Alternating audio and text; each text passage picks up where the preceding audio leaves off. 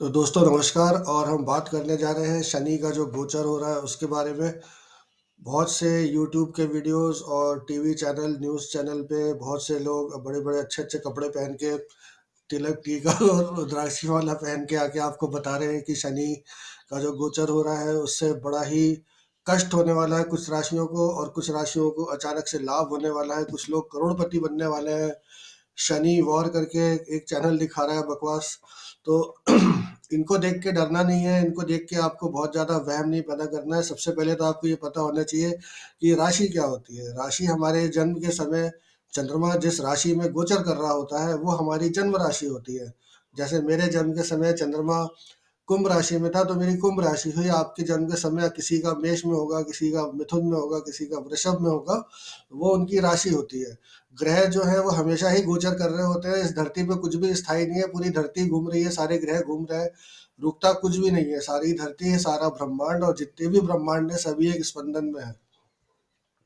कृष्ण जी ने जब अर्जुन को अपना विराट रूप दिखाया था तो उसने अनेकों ब्रह्मांड उनके अंदर देखे, तो घबरा के उसने कहा था कि आप मेरे मित्र ही अच्छे हैं प्रभु, इससे मुझे बाहर निकालिए। ये लोग आपको डराते हैं, आपका मानसिक रूप से शोषण करते हैं, इससे ज़्यादा कुछ नहीं होता है। लेकिन हाँ, कुंडली में 6, 8, 12 भाव खराब माने गए हैं। आइए हम जानते हैं कि अगर ये गोचर तो ऑब्वियसली हो रहा है, लेकिन किन लोगों को इससे कुछ नुकसान हो सकता है। सबसे पहले मैं बात करूंगा अष्टम भाव की। जिनकी भी कुंडली के अष्टम भाव में ये गोचर हो रहा हो, पहली बात, जिनकी शनि की दशा चल रही है, और जिनकी शनि की दशा हो या शनि का अंतर हो या जिनका शनि का प्रत्यंतर हो। हजारों लाखों करोड़ों लोग उस ऐसे ही कम हो जाएंगे। सभी की शनि की दशा चल रही हो जरूरी नहीं है, शनि का अंतर चल रहा हो जरूरी नहीं है, शनि का प्रत्यंतर चल रहा हो जरूरी नहीं है। उसके साथ ही आपको एक चीज ध्यान रखनी है कि अगर आपका जो दशा स्वामी, अंतर दशा स्वामी, प्रत्यंतर दशा स्वामी अगर शनि के नक्षत्र या शनि के उपनक्षत्र में है तो आपको ये हानि दे सकता है, वो भी अगर वो अष्टम भाव से संबंधित हो। तो सिंह लग्न वालों के लिए ये गोचर अष्टम भाव में हो रहा है।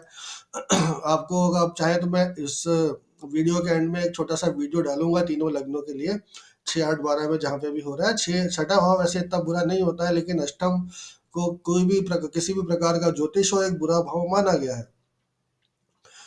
तो अब आपको ये ध्यान रखना है कि ये जो गोचर है, अगर आप सबसे पहले तो आपकी शनि लग्न होनी चाहिए, उसके बाद आपकी शनि की महादशा अंतर या प्रत्यंतर चलना चाहिए, या फिर आपका जो दशा लॉर्ड है, चलिए माना कि आपकी चंद्रमा, मंगल, राहु किसी की भी दशा चल रही हो या अंतर चल रहा हो, वो शनि के नक्षत्र या शनि के उपनक्षत्र में है, तब आपको ये थोड़ा बहुत हानि पहुंचाने की स्थिति में आएगा। वो भी डिपेंड करेगा और बहुत सारी बातों पे। सिर्फ एक ग्रह से जिंदगी नहीं चलती, जैसे एक हाथ से ताली नहीं बजती है। बिल्कुल आपको ये चीज़ ध्यान रखनी है। बहुत से मैंने यूट्यूब के थंबनेल देखे कि माला माल होने वाले हैं कुछ लोग कंगाल होने वाले हैं, शनि बर्बाद करके रख देगा। ये सब बकवास है। इसको इंग्लिश में क्लिक बेट बोलते हैं। यूट्यूब पे ऐसे जो टाइटल है वो इसलिए दिए जाते हैं जिससे कि आप उनको क्लिक करें, डर के मारे क्लिक करें, खुशी में क्लिक करें और उनके व्यू बढ़े, क्योंकि हर व्यू से पैसे आएंगे। अगर आप इन प्रकार के ज्योतिषियों को कुंडली दिखाने जाएंगे तो ये बोलेंगे कि शनि ग्रह की पूजा करा लो, शांति करा लो, लाओ 21,000 दे दो, 1 लाख दे दो, 51,000 दे दो, 5100 दे दो। कुछ लोग 500 वाले भी होंगे कि 500 में ही पूजा कर देता हूँ। और आपको सोचना है, कुछ तो दिमाग लगाना चाहिए ना मनुष्य को, कि क्या ये जो गोचर हो रहा है ये सिर्फ हिंदुओं के लिए खराब हो रहा है।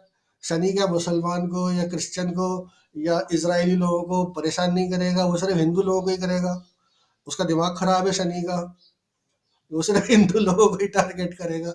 तो ये तो बड़ी मूर्खतापूर्ण वाली बात है। चलिए, अब अगर आपकी कुंडली में अगर आप कहीं से भी उसमें फिट हो रहे हैं कि अगर आपकी महादशा अंतर प्रत्यंतर शनि का है और आपकी सिंह लग्न है, या आपका जो दशा लॉर्ड है वो, चाहे वो मंगल हो, चाहे राहु हो, गुरु हो, चाहे वो केतु हो, चाहे कुछ भी हो, वो शनि के नक्षत्र या उप नक्षत्र में है, तो बहुत से लोग तो इसमें वैसे ही कम हो गए।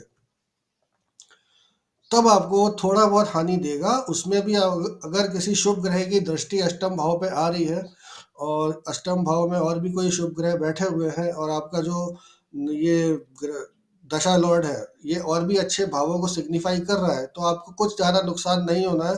थोड़ा बहुत स्वास्थ्य का नुकसान हो सकता है, थोड़ा बहुत धन का नुकसान हो सकता है। अष्टम भाव क्योंकि बहुत अजीब-अजीब से नुकसान देता है, लेकिन क्योंकि ये सिर्फ़ गोचर है, आपको ये ध्यान रखना है कि गोचर कभी भी कुंडली की प्रॉमिस को नलीफाई नहीं कर सकता, उसको ओवरराइड नहीं कर सकता। वो सिर्फ़ उसमें कुछ होने की संभावना जो है कुंडली में, उनको परिपक्व करता है, पुष्ट करता है, बस।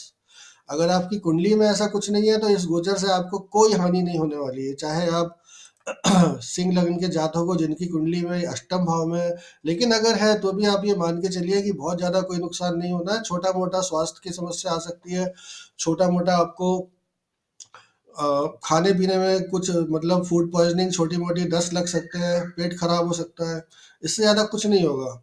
मीन राशि जल राशि है, वैसे भी जल तत्व राशि में आके सारे ग्रह अपना फल खो देते हैं, और थोड़ी बहुत से लोगों को नज़ला, जुकाम आदि हो सकता है।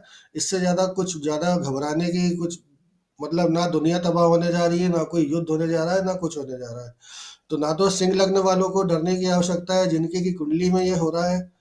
और हम देखें तो मेष लग्न के जो जातक हैं उनकी कुंडली में ये जो योग है, ये 12वें घर में बन रहा है। आपको ये पता होना चाहिए कि शनि जब ट्रांज़िट कर रहा है, तो वो अभी तो बहुत दिन तक गुरु के नक्षत्र में रहने वाला है। उसके बाद वो गुरु के बाद राहु के नक्षत्र में जाएगा, सॉरी, गुरु के बाद शनि के नक्षत्र में जाएगा, और उसके बाद बुध के नक्षत्र में जाएगा। तो मेष लग्न वालों के लिए तो शनि वैसे भी अच्छा होता है, लाभ स्थान का स्वामी है, दशम स्थान का स्वामी है। गुरु जो है वो नवम भाव का स्वामी है, और बुध जो होता है वो तृतीय और छठे भाव का स्वामी है। तो किसी भी रूप में शनि आपको कोई नुकसान मेष लग्न के जातकों को नहीं पहुंचाएंगे।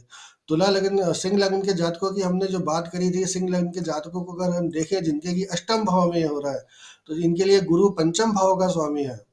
उसके बाद जब शनि आएगा, तो शनि छठे और सातवें का लॉर्ड बनता है, लेकिन फिर भी आपको उतना नुकसान नहीं करेगा। और मर्क्यूरी जो इसका आखिरी फेज आएगा, जो कि 2027 में आएगा, उसमें तो आपको बहुत ज़्यादा फायदा होगा एक्चुअली, क्योंकि मिथुन जो मर्क्यूरी ग्रह है, वो सिंह लग्न के लिए 2 और 11 हाउसेस रूल करने वाला सबसे अच्छा ग्रह होता है।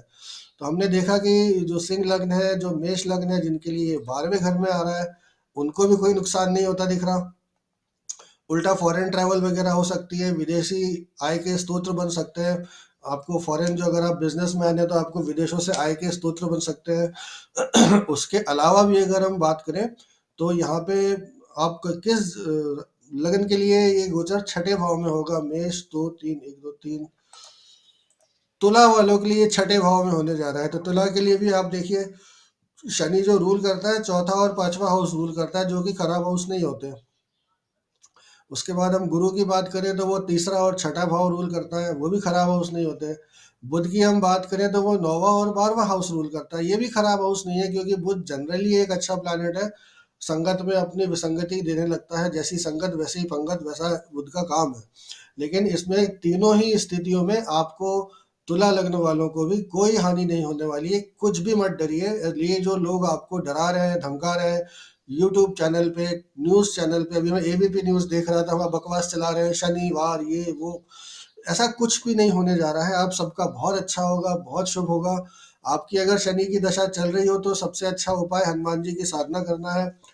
ये मेरे पीछे एक फोटो टंगी है, अगर आपको दिख रही हो, अगर आपको समझ में आए कि ये कौन है, गूगल लेंस पे डालिएगा, आपको दिख जाएगा कि ये किसकी फोटो है। अगर आपको, अगर इनकी इच्छा होगी, तो आप इन्हें जान जाएंगे। इनकी आराधना कीजिए, इनसे आराधना करने की भी जरूरत नहीं है, इनको देख के ही बोल दीजिए, सब हो जाएगा। कोई ग्रह की पीड़ा, कोई नुकसान कभी भी नहीं करने वाली है।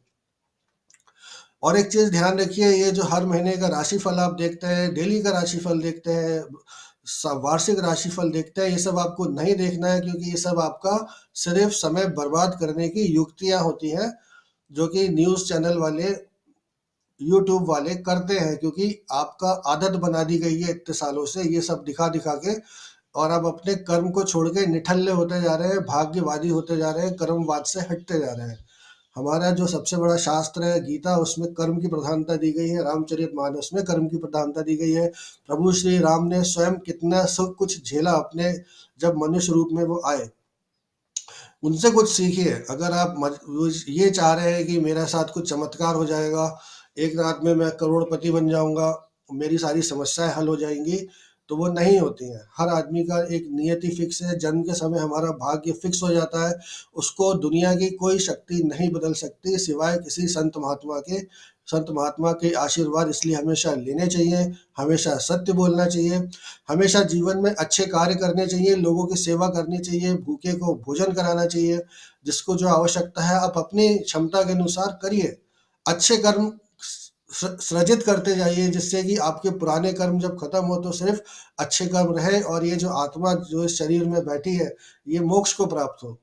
इस चीज को ध्यान रखिए। ये शनि का गोचर, राहु का गोचर, फलाने का गोचर, ढिकाने का गोचर, ये सारे गोचर सिर्फ यूट्यूब पे होते हैं। सारा जो विश्व युद्ध होता है वो यूट्यूब पे होता है। ये लोग अपनी बकवास करके चले जाते हैं, और जो अबोध लोग हैं जिनको की जानकारी नहीं है कि इसके पीछे की टेक्निकलिटी क्या है, वो मूर्ख बनते हैं। आप राशि रत्नों के पीछे भागेंगे, आप शनि के उपाय करने के पीछे भागेंगे, आप शनि की शांति के पीछे भागेंगे, इससे आप सिर्फ अपनी जेब खर्च करेंगे।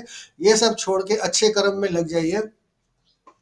शनि वैसे भी आपको कोई, शनि क्या कोई भी ग्रह आपको कभी भी तकलीफ नहीं देगा। अपने चरित्र को जितना हो सके उतना सत्यवान निष्ठावान बनाइए, अच्छे कामों को करिए।